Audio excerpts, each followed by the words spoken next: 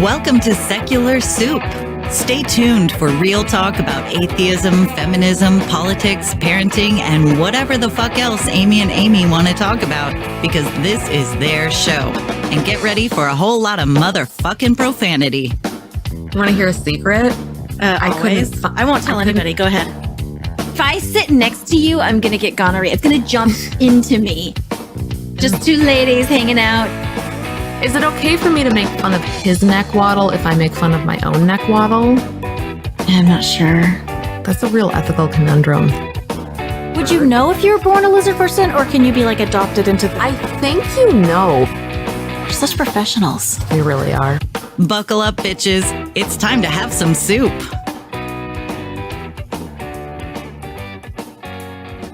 I'm Amiey with a Y. And I'm Amiey with an I. Did I do better this time than last time? Yeah, you sucked last time. I did, but you still can't see us on the screen, so you don't need to see us. We don't have to be seen. We do if they're watching YouTube. Oh, see, now I gotta. But it was the intro. You can see the intro, so it's like boom, boom, boom. Well, I know, but once we start talking, you should be able to see us. No one needs to we're having say a staff meeting right now. You say your name. Everybody, I'm sure that's not interesting to see you say your name. It's fascinating. People love it. I want to point out that you know how the last couple of times we've recorded, I've had all kinds of problems with my headphones, like they just don't work. I can't. Mm-hmm. So here's what's hilarious. I have a MacBook Air Pro or something. I don't even know. That is funny. If you have a MacBook Air, it comes with two hookups. It's just like a USB-C, right? So you have to get this attachment to be able to use a regular USB or a headphone jack. Because Apple is obnoxious. Right. So as it turns, so I was using this attachment I purchased for my headphones and plugging them into that, and it just wouldn't work, and it was really pissing me off.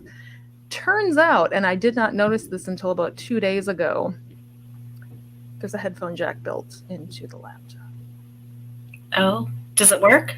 It works. Oh, perfect. Well, then problem solved. My laptop has a hole that I never noticed until 2 days ago, as I was getting angry, not able to use my headphones because the adapter I bought wasn't working. It turns out, had I just looked on the other side of the laptop, I would have seen the hole that's there for headphones specifically.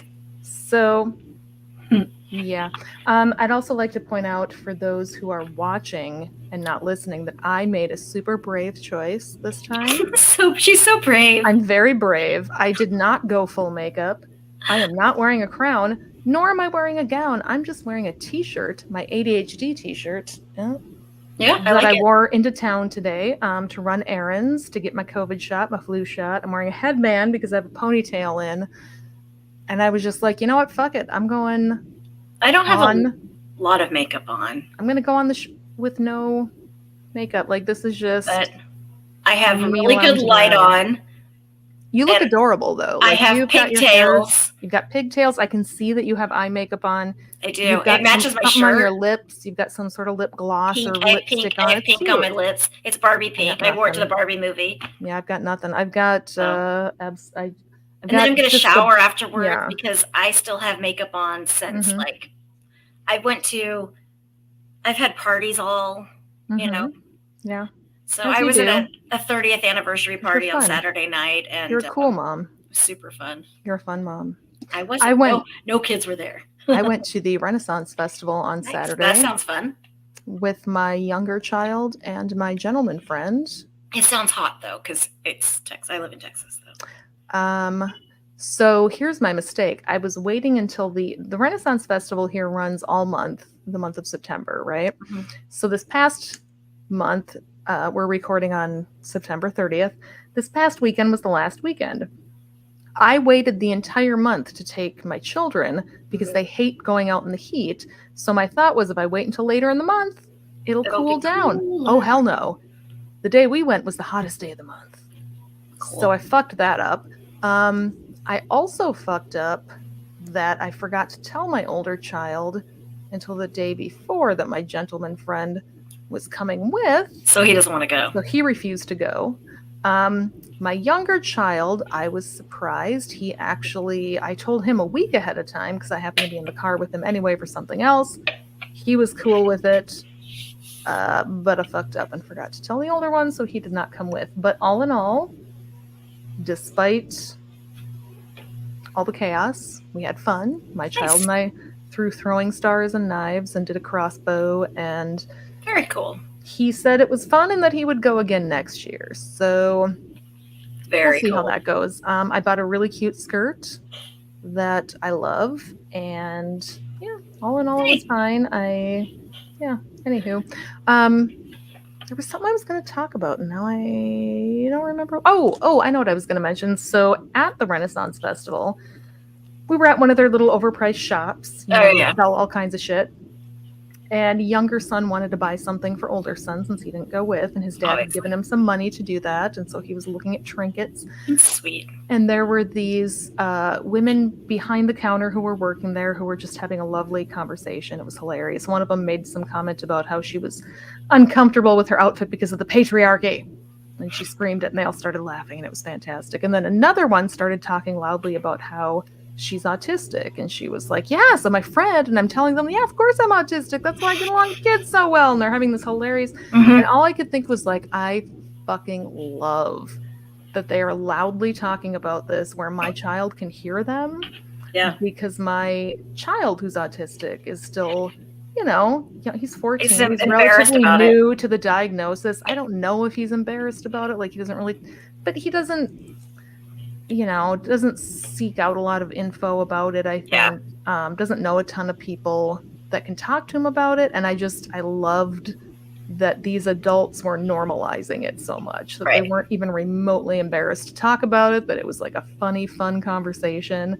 And I wanted to like go up to her and just be like, thank you, but I didn't want to make it weird. So, but I just wanted to say that in case, because I know we have adult autistic listeners, and as a parent, that was just a really awesome moment. It is cool because you don't always, especially if you process things differently and you think differently, and all your friends are different, and so you start to feel like the outlier.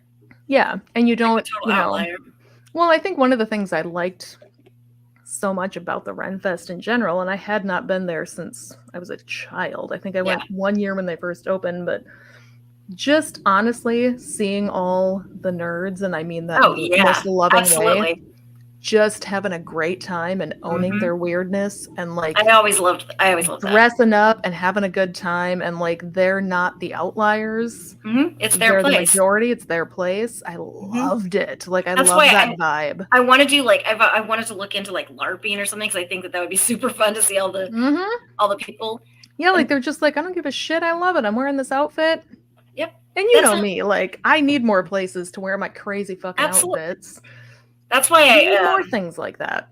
I went to my friends. I have some friends, their 30th wedding anniversary, or the 30th anniversary. And these two are so cute. They're such a great couple. They're so in love with each other. And you can just tell, like they're just amazing. And they're kinky motherfuckers. Like everything. What's kink? Huh? Kinky. What's that? I don't know. So we're all hanging out, we're talking and having a good time. And there was another group of people talking about their first threesome or whatever, like all of this kinky stuff. And then someone else was like, oh, they're inviting everybody to the sex party. And it's like all these neurodivergent queer weirdos. And I was like, oh, our people. These are my people. And they were like, yeah. And then I told them that thing I told you is that I used to think I was the autism whisperer. Forever. Yeah. Like I'm just the autism whisperer because all of my friends are on the spectrum. My children are on the spectrum. Everyone I dated is on the spectrum. And then I took a step back. But I'm not. I'm like, wait a second. Why do I relate to neurodivergent people so well? Are you drinking water? Yeah, Amy. This is water in this wine glass. I figured. I'm just making sure. I'm your doctor. Yeah, no, I mean, honestly, that's why all my friends have ADHD. That's how a lot of people get diagnosed as adults with ADHD or with autism. Is from you? Is from me personally, or from the fact that you find out that you've gravitated towards all of these people who just speak the same language you do and who relate in the same way. Yeah. And like I've said this many times before, I'm sure that Leslie was the first person who was like, have you ever considered an ADHD? And I was just like, no, that sounds... You're like, no, fuck off. That's for little boys. No, I don't have that. That's weird. But yeah, then you find out you have it and you're like, oh shit, so do all my friends and everybody I date and everybody Like, that I makes a relate whole to. lot And- of sense. And autism and ADHD are so It's linked. spicy brain. Yeah, it's so Like, spicy. it's just, there's so much similarity. I'm confident I'm not autistic just because I know enough about it and enough about how I process shit and how I relate to the world that I'm really confident I'm not autistic. I'm hella ADHD. But, you know, having kids who are autistic, like, it's just, there's, I don't know. I guess what I mean to say is that I'm happy it's becoming so normalized and that I'm 98% sure I am. I've never been tested. Mhm. But based on, like you said, the way I process things, the way Right. I view the world, the way I do Mhm. things, I'm pretty sure I am. Yeah. I mean, yeah, it wouldn't shock me if you were either. No. But I think you're probably that ADHD. I think you're probably that ADHD mix, that autistic ADHD. Oh, sure. You know, because yeah, I see a lot of the things. But there's also an overlap in trauma brain, Sure. which I also have. So Mhm. Well, there's so much we're still learning about Yeah. that. You know, the labels are only useful to a certain extent. Well, yeah. Because my But- therapist is like, it doesn't actually matter what it's called. We just need to treat the Mhm. symptoms Yeah. because it's very likely that it could also just be from trauma Mhm. for me. My So- therapist, I went to therapy today, and my therapist made an interesting observation that she thinks that, you know, we had a big conversation about the generational difference in values between boomers Oh, and yeah, Gen X absolutely. millennials. So basically baby boomers and their kids, and how, you know, boomers value, and I am generalizing, don't fucking at me about shit. I'm generalizing here. Baby boomers tend to value monetary exchanges, Absolutely. money transactions. They see things in terms of that. And they're very much, you know, toughen up and bootstraps, and like Yeah. the way they raised their kids in a lot of ways was just suck it up, be tough, Fly that kind of bitch. thing. Right. So what she said was that she thinks Freud did a lot of damage because when the baby boomers were coming up, there was still that whole Freudian Mhm. idea of mothers coddling their children and, you know, Making them gay. well, yes, making them gay, making them sissies in general, and that you should let them cry it out and that you should just toughen them Oh up. yeah, and my mom shit. was a big fan of crying. Right? And that caused, and there was a whole generation of people who parented Yeah. that way, and their parents parented that way, and that caused all of these attachment issues. She said, when you talk about attachment theory, and then it turns out, oh shit, no, it might be the opposite, but whoever the doctor was that was saying no, it's the opposite, was ostracized and was like, no, that's Yeah. ridiculous. But as it turns out, it's really important for attachment theory that you don't make your children just suck it up, and that you know, you have No, to you like validate their feelings and you talk to them about it. You give And them so- options. You give them safe space to talk. So now you have people like me going to therapy going, why don't my parents just understand me, and why can't they just validate my I feelings? literally, I mean, I've reached the point now where my therapist is like, trying to understand and trying to relate to your parents is literally making you feel crazy. Yeah. And, And she was like, at what point are you going to take a step back and just realize, all right, enough is enough, and just stop? Mm-hmm. And I was like, fair enough. I mean, I feel like I've gotten to the point that I truly feel like my parents are who they are. Mm. They're not going to change. They're not going to change how they view the world. They're not going to change how they view me. Right. All I can do is change how I relate to that and how I Exactly. handle it. And right now, the way I'm handling it is just waiting one more week until they leave for Arizona for the next 6 months. I'm going to go through their stuff. They don't have any stuff. I'm going to go through it. That's the source of a lot of our butting heads, is that I do have a lot of stuff. I don't know if you've met me, but not only am I in the business of stuff, of reselling stuff, but I'm also kind of a creative type. So I You like like your stuff. stuff around so I can Yeah. make stuff out of other stuff. Like, stuff is my jam. My parents are not stuff people. They are minimalists. So they don't have stuff. So a lot of times I have clothes. I have clothes. We argue a lot over the amount of stuff. But it's your stuff. It is my stuff, but it's in their property. Whatever. Yeah. So basically, they own the property in which I live and store my stuff. And that is where a lot of conflict arises. So yeah, it was nice to get that out in therapy today and talk about that generally and how that affects me and how it makes me as a parent want to remember not to,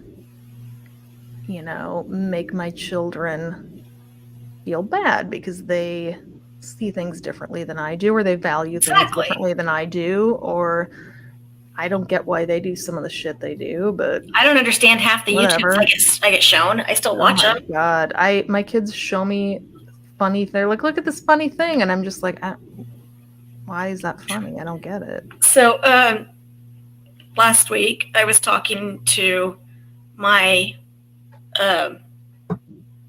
I guess, I don't know, best friend. I don't know, whatever he is.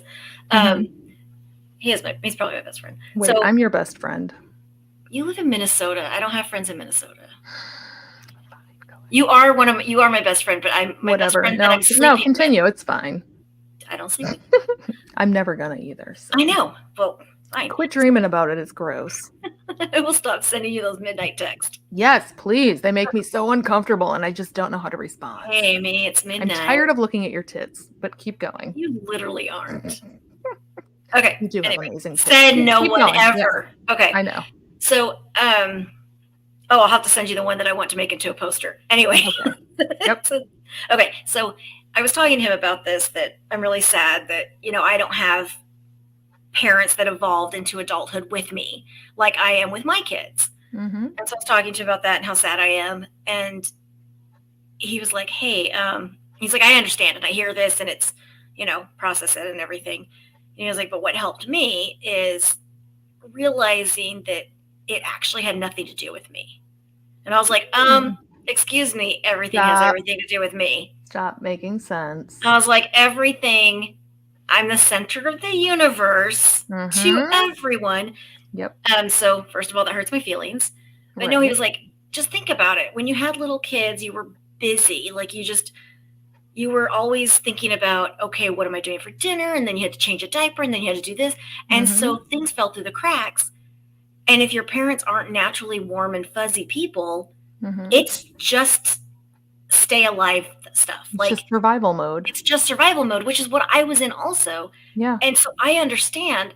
And so after I felt the anger and the sadness and everything, I went back to it and revisited. I was like, you know what?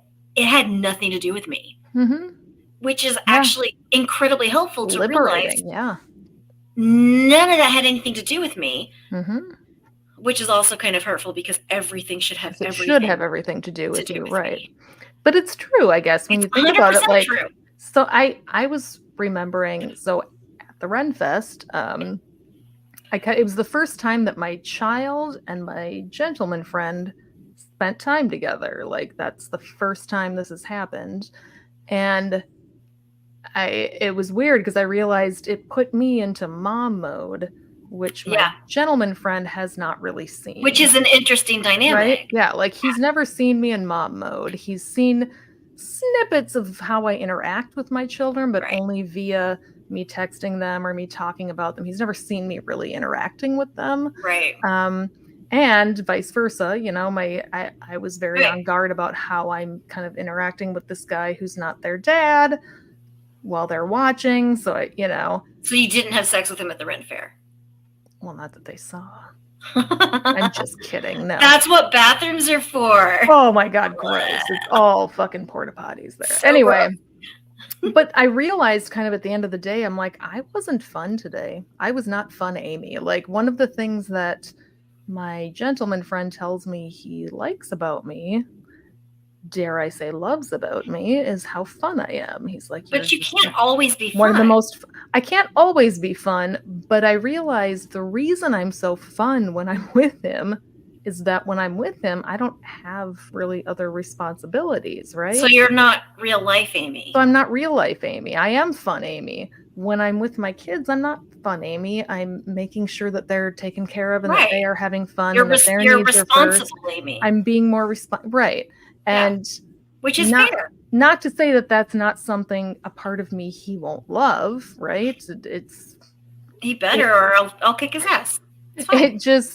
It was just kind of a weird moment of reflection for me to go, okay, all day I have been focusing on what my child needs. Right. What he wants to do, which booth he wants to go to. Did he break up with you on the spot? No, he may have been thinking about it, but I would have. The first time you checked in with your child to see if they ate or something, I would walk right out to the car. You'd be like, listen, bitch, it's all about. I'm like, done. No, to his credit, he was actually pretty great. He stayed in the background. Oh my God. He needed to. You mean you could be a normal, responsible adult human and not just always fun? Right? I could. I was you could actually probably cry to him about things too. Oh, I do that all the time. Okay, I do that way too much. Well, then you're not fun. I did that yesterday. You're not fun. Well, I'm still fun then because I'm drunk, Amy. I'm just crying. Okay, you're not. So, drunk Amy's not always fun. You love drunk Amy. She's your. Can you send me that video again where you threatened to kill somebody? Threatened to kill somebody on your behalf. Okay. Yes. Thank you very much. Wait, you can't see it. Do you have a cat coming? No. Wait, Bruce. Oh, that's fucking amateur hour. You should see my legs, man. Oh no, my legs are covered in bruises. That's just the one I could see on. I bruise. Anyway, my point to wrap up that boring story. That boring story is that it kind of put me back in that frame of mind where I'm like, oh shit, this is what parenting is like again. Because honestly, I'm fun divorce dad right now. Well, me too. I'm fun dad. Right, like you and I are not in the typical divorce parenting. I tried, scenario. But what else? Usually you have a mom who gets full custody and a dad who sees kids on the weekends and does the fun shit. I'm the opposite of that. Like my ex has full custody and takes care of the day-to-day shit, and then I'm fun divorce dad. I have joint custody and I have shared all of the things, like he can make a decision without me or whatever. Same with me. He still does. He makes all the decisions without me, even though he shouldn't. I mean, legally we have complete shared joint custody. We make decisions together. Do you though, or does he do it? Or does we do actually. We co-parent really well, honestly. We don't. But from I don't even talk to my ex-husband. We actually, my ex and I actually had probably the best conversation we've had in a while. Last week when I dropped my son off, we sat and talked in the driveway for half an hour bitching about our parents. You know, like we related and bitched about our collective parents and had a really good conversation. But from a physical custody standpoint, they live with him. Well, yes, mine live with my ex-husband too, because he has a big house. He has a house and I live in a tiny apartment. Yeah, I live in an apartment and my kids like my apartment. I have a bougie apartment and they like it. No, but my kids hate mine. They don't have any privacy and they don't have their own space. And so they're like... Yeah, and because of And they have a dog at their dad's house and they can bring the dog over a little bit, but I have cats. Yeah. So... Well, and because of the tism with my kids, they're very... Oh yeah, mine too. Routine oriented. They like their bubble. They like their space. Yeah, they like their bubble. They like their bedroom as their safe space. Yep. I can't recreate that here unless I've done some things and had some things where this is your safe space. Pick your own comforter. Pick your own this. Pick your own that. And it worked for a while. But so what happened was my two oldest are now adults, and so they can choose. And so they come over for dinners. They come over to hang out. We play games, and then they leave because they don't want to stay the night here, which is fine. But that means my youngest is going to be here alone, and she doesn't like it. Yeah, she likes to be here with her middle sibling, with her older sibling, which is my middle child. And that's the thing; it's about overnights. You know, it's about overnights. You just don't want to stay overnight. My kids don't want to stay overnight, and frankly, because mine are such gamers attached to their computers, they both have these, mine are just finicky. Builds. I can't make them their own desktop build here. I don't have the space. And so I've always, from the time we started the whole separation thing, I was just always like, I'm going to do what they're comfortable with. I'm not going to force them to come here. I mean, I tried really hard to comfortable, hold on to it because I had been the sole parent pretty much for most of their lives. Like my ex-husband traveled all the time, and I was like doing it all alone. And so not knowing what was going on in the day-to-day was really, really hard. But I'm, what am I, 7 years out or something? I'm okay. I'm fine now. So now I go over and order people to lay there naked while I just, use them. Well, it was hard at first to be like, okay, I was the one making all the practical day-to-day decisions. Exactly. And all of the like, he's doing it, and he's doing it. Yeah, he's doing and to a certain extent, I think it's what helped him through the process, right? Like he had that to focus on. He was able to pick up the slack as far as making the doctor's appointments, buying the groceries, making dinner, doing all that stuff. And the three of them make their own great little unit, like they all love eating dinner at the exact same time. They love plans that happen 3 days ahead of time. Like they all function on the same that's good. wavelength. Whereas with me, I was always crazy all over the place mom who was like, no, I'm going to change my mind 2 seconds before we have plans. I was the one that all hate that. Rigid schedules. No, I was the one that hated that. Made things very, very always the same. No. And then I'm the one that threw the bomb at their lives. And so I understood the resentment. I understood the process that we had to go through because everything was so orderly and organized, and they knew when dinner was, and they knew what was for dinner because I had menus posted and all of this stuff. And now it's calming back down. They'll come over for dinner on Thursday nights. I see, my other child on these nights, and it's just it's very, Well, and I think that's interesting. I've because I've talked to you about it. We actually talk when we're not recording. I don't know if people realize that. We do. Sometimes not we go frequently. A little bit of time. Well, sometimes we go some time in between where we don't talk, and then we're like, oh, I have so much to tell you. That means we're good friends. So honestly, no, the past week or so, I've been just dealing with some serious depression issues. And I think part of that is exactly what you said, where like, I'm still very close to understanding that I threw a bomb into my kids' lives, right? I love that metaphor. But that really sucks. And you feel this constant guilt about it. You feel guilty, but you're like, you know what? I could have just wrote it out. I could have wrote it out. I was riding it out for years. No. I could have kept doing it. But the thing is, your happiness matters too. I know, and that's what. Which is the hard thing to kind of like actually understand. It's so hard, especially I think for moms, right? Yeah. Like I felt so guilty. As a mom, your job is to protect your kids. That's it. Like that's what you're told in every part of the culture. Protect your kids. And throwing a bomb into their lives isn't protecting them. Right. Now your kids are a child of divorce. There's a label for them now. Oh yeah. And that makes me feel they're having you absolutely horrible. You changed the entire course of their lives. I did. You traumatized them. I took them out of the church, and then I broke up with their dad. Yeah. And I forced them out of their childhood really home. Hard. Like my kids were coasting along. I had to get rid of their dog because I couldn't take their dog with me to the place I was moving to.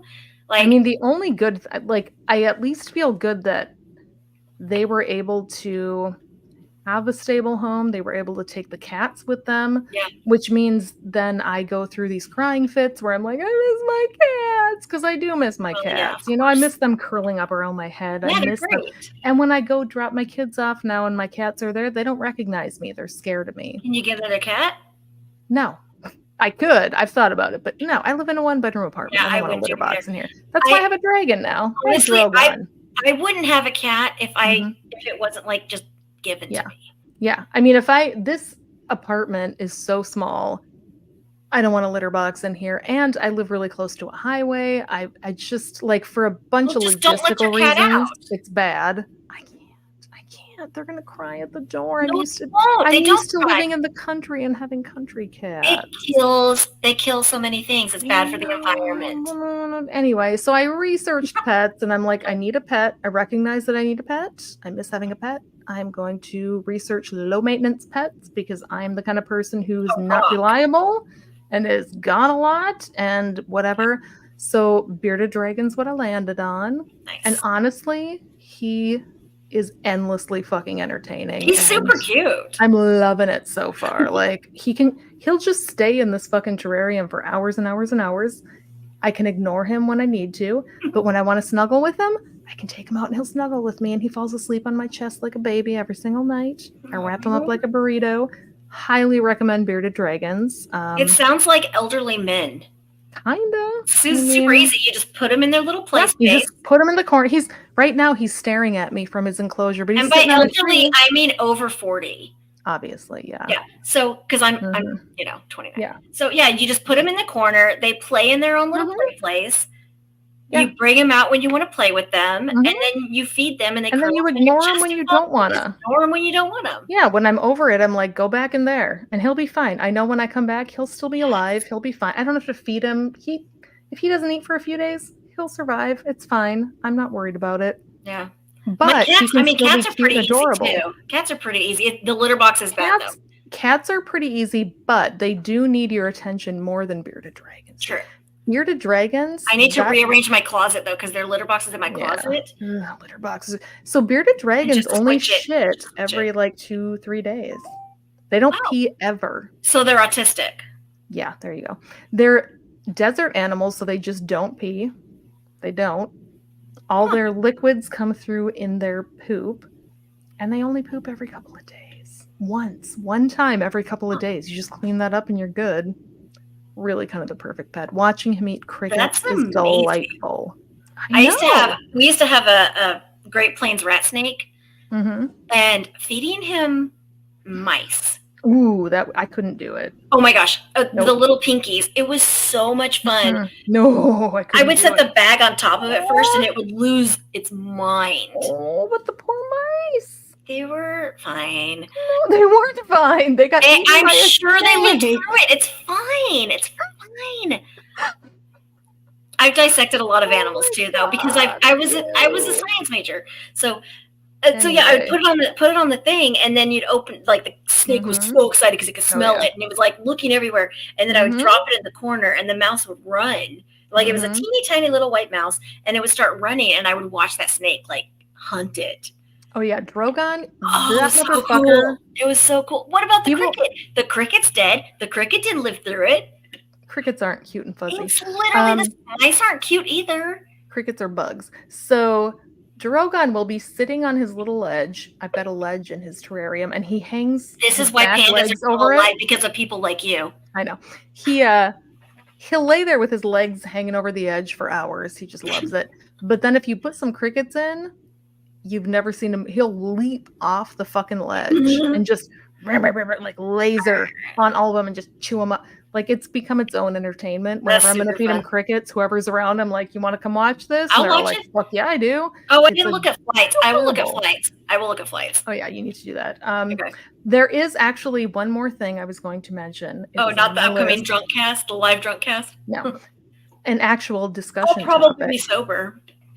Sure. An actual discussion topic. I'm out of wine right now, and I'm debating, do I just walk off camera and go get more? No, we're at 45 minutes. Yeah, say your thing. Anyway, so I listened to a podcast recently that was recommended by our friend Sarah Tullian. Oh, yeah. I haven't talked to her forever. In a group. So there was a group post in, I think, the Dear Old Dads group thing. Oh, yeah. I'm not in that one. I am. I don't follow it, but then sometimes one of my friends will post, and then Facebook's like, hey, look at this. Your friend posted, and whatever. None of that matters. So Sarah recommended this podcast called Sold a Story. And it is a public radio podcast, so you know it's high quality.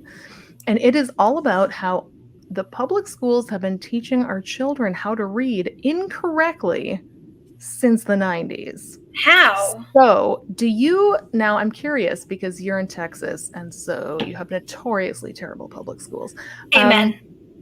But when your kids were learning to read in the public school system, do you recall the teachers telling you to have them, like if they were having trouble with a word, to have them look at the picture next to it and look for cues as far as like, what's the first letter? Look at the picture. Well, what makes sense? Do you remember anything? Or were you just drunk the whole time and not paying attention? I was Mormon. No, so the problem is my children taught themselves to read because they're feral. Well, okay, so this really wasn't an issue. Well, no, so literally my middle child was reading by 2 and I didn't teach them anything.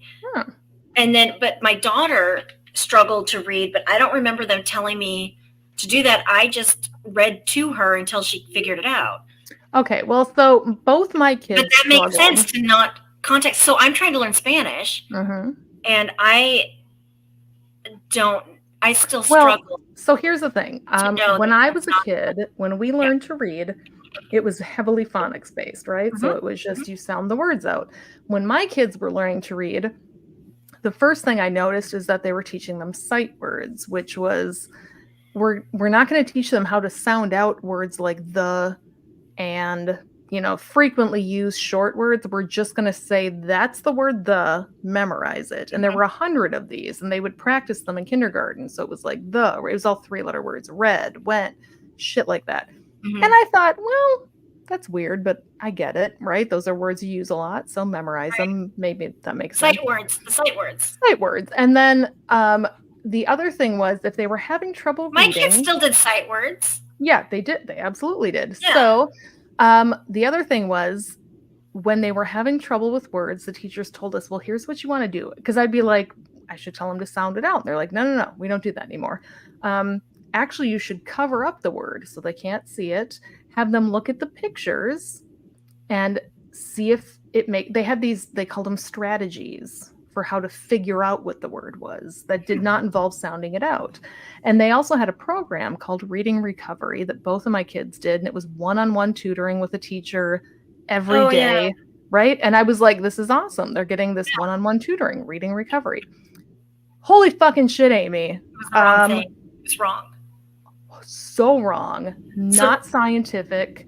It actually makes them worse readers. And not only is it bad, but we've known this since the 90s. So Texas never upgraded that stuff.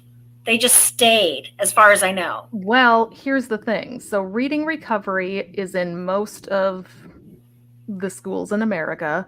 But what this podcast does is they just bring the Bible to history. So I don't even know what this podcast does is it kind of traces how we got here and why we use this system. And it's basically that this one teacher in New Zealand did a study on it years ago. And she was like, hey, this is a great way to teach kids.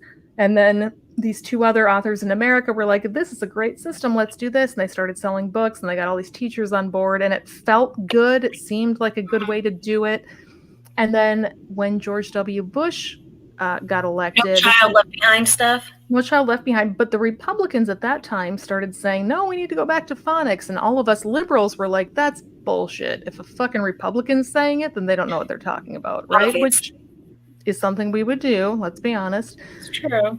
But as it turns out, there had been lots of studies done that by the 90s showed that these reading cues that we were teaching them were not effective. And that's the best way. We're not teaching them how to read. Exactly. We're teaching them how to fake reading, right? But we're still doing it. I just learned how to memorize what it looked like until I knew what it was. That's what they're teaching. But really the way to teach kids is how to sound out the fucking words and read the letters. They should teach me that in Spanish because I do not know how to say Spanish. So anyway, my point is everybody should listen to this podcast, Sold a Story. No. And what I'm wondering is why this is not more of a skeptics issue. Because this is a clear-cut situation where the public schools are teaching something that is not backed by science. In fact, we're doing the opposite. And it's mostly liberal types like us that are pushing it. If you don't teach someone how to read, they're not going to be able to critically think. No. They're not going to be able to be skeptical. They're not going to be able to do their own research or whatever it is that liberals yell at people. And they're not going to be able besides to do that. They're going to So- hate reading. Like we've been Right. teaching parents for years, all you have to do is read to your own kids, find them a cozy reading nook, and they'll love reading, right? Like they'll pick I it mean, up they through do. osmosis. I mean, they do. Some If you read do. to children, they do like reading, or they do. If you normalize Not reading, true though. But if you That's the norm- if thing. you read We it- think it's true, but it has to be. it feels true, right? No, It doctor says so. feels intuitively true, Dr. which Me. is why we believe it, right? There. And we're like, well, if you make and you normalize it, they're gonna. No, it turns out they love reading if they know how to do it and they're good at it. Well, yeah, if it doesn't make them feel stupid. Exactly. Thank you. But so many Yeah. kids now, if they don't, and that was part of what they said is that a lot of kids, like I would have been the kid that would have been like, it was always easy for me. It was Right. It was natural. always easy for me to I read. picked it up quickly. But for the kids who didn't pick it up quickly, like my sister's dyslexic. She Mhm. struggled. Oh, yeah. And she did No. not like reading No. until she could do it. yes, it causes them stress. And so my it dad makes them never read anxious. because my dad Yeah. never read, but when he was a kid, he was just stupid. They just told him he was dumb. He was just dumb. So When of my course he sister didn't got like it. diagnosed with dyslexia in 3rd grade, my Mm-hmm. dad, who was watching her get diagnosed with dyslexia, Mhm. realized he's dyslexic also. Yeah. So a child of the 50s and then went to Mm-hmm. school in the 60s was just dumb. Yeah. He was And that's just the dumb. thing. Like these kids, so many, and oh my God, I can't But he even wasn't. tell you. He's dyslexic. Yeah. I And the can't fact even that he tell went you to how- college without being diagnosed with dyslexia actually means you're not dumb at all. Well, and not only that, but one of the things she talks about in this podcast, she does kind of a case study of this teacher in the South who Mhm. became a reading teacher because she was course, like, it's the South. I want my kids to get the education these white suburban parents get, right? Right. As it turns out, It's not that great. the white suburban schools aren't getting a better education. No, they just have more money. They just have more money to get their kids private tutoring. Exactly. So the kids who were struggling, their parents just get them private tutoring and Yeah. the tutors teach them how to read. The school's not Exactly. teaching them Yeah. how to read. Our fucking public schools are not teaching our kids how to read. Now, so I taught my kids to read. Why do skeptics not care more about this? I don't know why.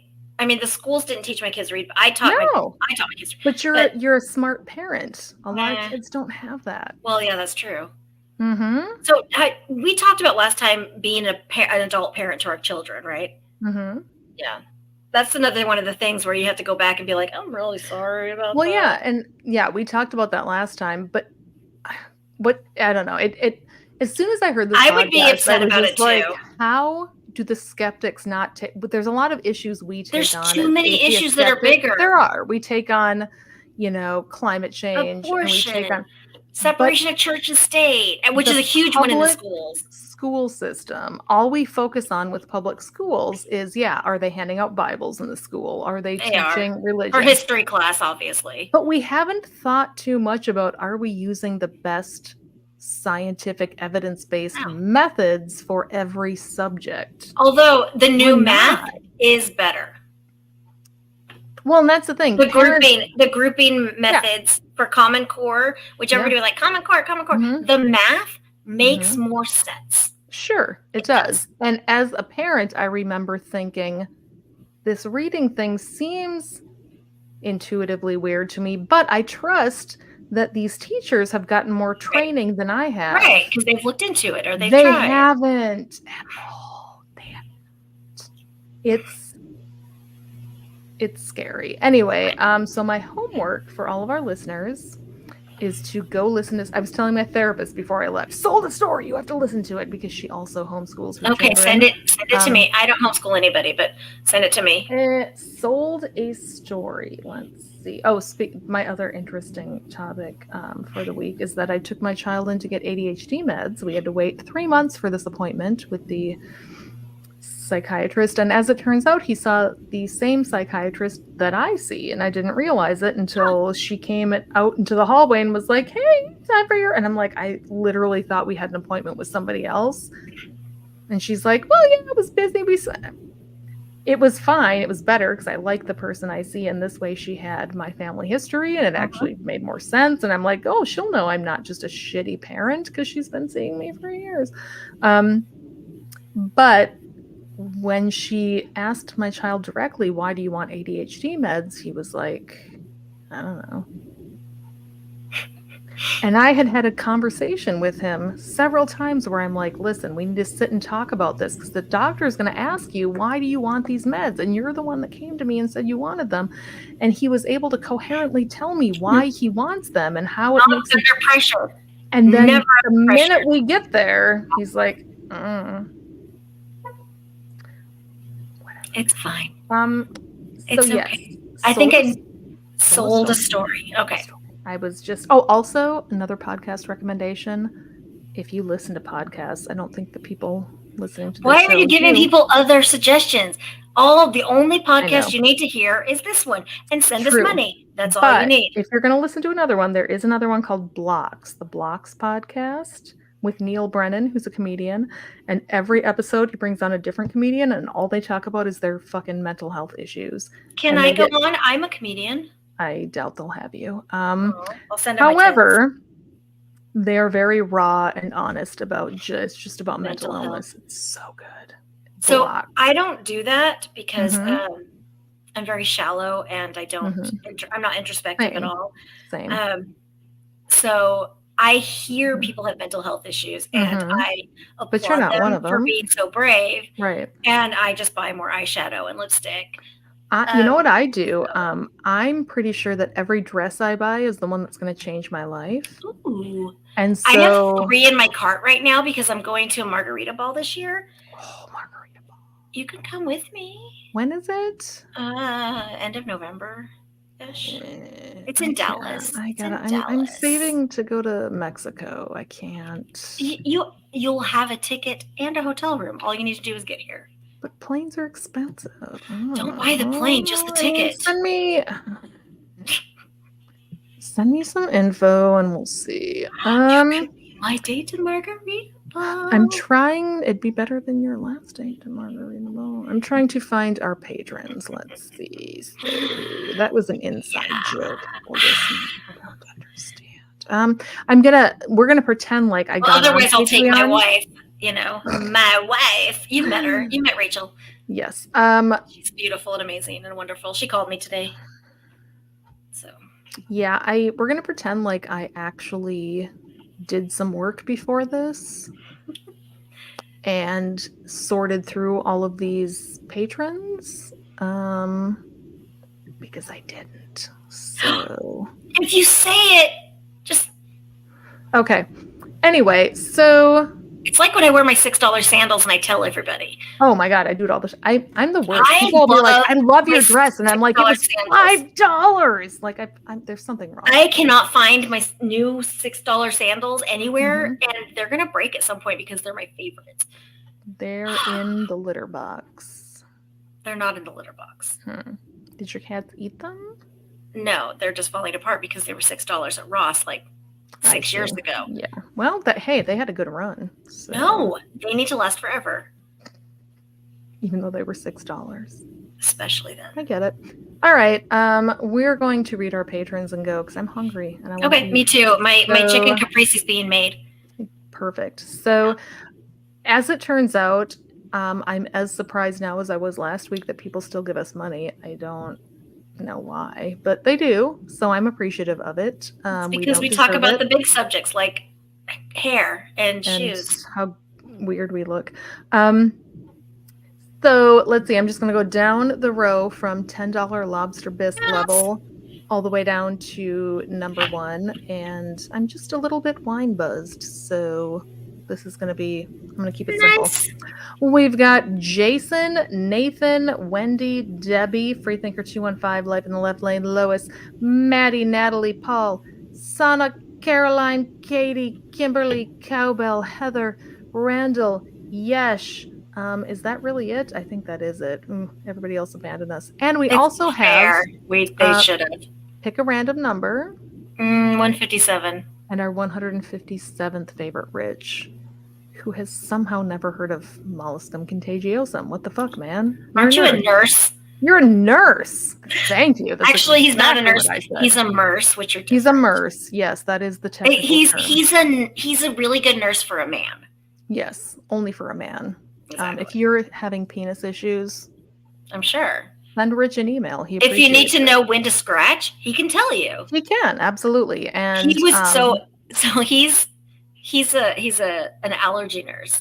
Mm-hmm. And I have things that I'm allergic to that are very common. Mm-hmm. And he gets so mad at me when I'm like, let's see, maybe I'll go into anaphylactic shock this time. He's like, can we not? Mm-hmm. Well, listen, if you need He's like, Rich's, I don't want to do this today. I don't want to have to try to save your life today. if you need Rich's cell phone number so you can ask him questions about your allergies, just message me and I'll I have it. I have the grumpy fish as his Me picture. too. I think I still have the grumpy fishes. I do have the grumpy fish as his picture. I mean, I don't text him really because I never text him. Facebook Messenger him. I never And text sometimes I feel bad because I'll kind of forget he exists for a while, and then I'll be like, "Oh my god, I should message Rich," and then I in the middle forget of nowhere, I'll be like, "Hey." everybody exists. I do that too. Everybody. It's a very ADHD thing. I forget everything. I forget exists, everybody. including people. I text like my Mhm. 2 people that, you know, Yeah. No, I forget everybody exists, and then I'll Probably just just work randomly every be day. like, "Oh shit, that person Yeah. exists." I'm gonna send them my life story at 2 a.m. because that's what they want to I'm hear. so glad you never do that to me. Yeah, I will. I haven't run out of people yet. So before we go, I have one thing to say, Yes. because you are an elder lady. Mhm, My gray hairs are coming in Mhm. curly, mhm, so my hair is now wavy. mhm. I don't know what to do with it, and it's kind of scary and Mhm. sad. There's a couple things you can do. You've told me all the things. You I can get some curl cream, or you can buy a really good hair straightener. oh And just None of straighten that that stuff. shit. no, it's cute. I straighten mine on days when I'm going to see my gentleman friend, because he likes it straight. The rest of the time, curly's easier. So I just Okay. Well, You see, know. you can see my here's hair what right you now. do: get a gentleman friend you only see on weekends, and then you only have to straighten mean, it once a I week. kind of do. So I have There you one go. side that's straight. This is my normal texture that I used to have, and this side's wavy because this is the new one. So it's like Yep. it doesn't make any sense right now. Yes, that happened to me when I was 29. Also, Okay, so it's a normal thing. yes, but As, don't worry, as a it's 29-year-old. all going to start falling out soon, so you don't have to worry much longer. Okay, There you go. I'll just All buy right. wigs. Yeah, perfect. All right. Talk to you next time. Bye. I'm gonna go eat actual soup. Okay, bye. Bye. Thanks to all of you motherfuckers who put up with the Amy's droning on week after week. If you enjoy their delightful bitchcraft, please follow them on all of the social medias and send them all of your money on Patreon or PayPal. You can find them on these platforms by using the Google machine. It's not hard. If you want to bitch with other fans about the show, join the Secret Soup Talk Facebook group. If you want to tell Amy and Amy to fuck off personally, you can send an email to secularsouppodcast@gmail.com, although it may go unanswered. Please rate and review the show on iTunes, Facebook, and wherever else you can review things like this. It will help spread the soup gospel far and wide. And hey, text someone right now. Tell your friends. As always, we'll leave you with the vocal stylings of Mr. Eli Bosnick. Secular soup creed. Soup is the ultimate virtue. It's delicious, nutritious, patriarchy smashing, racism fighting, warm and fuzzy, human affirming, fun having, anti-theist, glitter throwing, tummy satisfying, pair of new shoes fulfilling, diversity seeking, happiness. Minestrone, beef and barley, chicken broth and split pea, gazpacho, tomato, clam chowder and potato, chicken noodle, beef noodle, egg drop and ramen cup, miso, gumbo, leek and pho. Grab a bowl and taste the magic. Slurp even this.